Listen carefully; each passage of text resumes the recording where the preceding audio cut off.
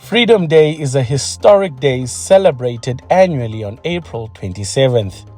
It commemorates the first post-apartheid elections held in the country in 1994. This was the first time in South African history that all citizens, regardless of race, were allowed to cast their vote. It marks a significant turning point in South African history, signifying the end of apartheid and the beginning of a new democratic era. We spoke to residents of the Eastern Cape from all walks of life on their reflection and perception of Freedom Day. I feel good because finally we got the freedom that we deserve, that were our parents, our grandparents that were fighting for. So I feel good that we have the freedom. So everything, we have the freedom of speech, we got freedom to go to universities, have education, quality education. So I feel good about it because now we got that opportunity to learn and have other things. And in terms of what do I want more in terms of freedom, like for now, I don't know what do I want more in terms of the freedom because I think I got everything in terms of the freedom. So everything I want, I can carry it.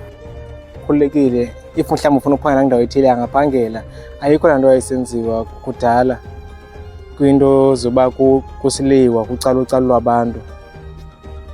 So ke ngomna into endiyithetha ingasehlale kunjalo nakule democracy xa ingasiye ku-create i-job opportunities abantu bakwazi uphangela ku-improve ne-standard of education kubekho i-free education angathi umntu xa enga-afford when he does not afford to pay for the fees he is not able to go to the school. He must go to the school, or maybe the government can try to provide some funds and create some more job opportunities for the youth.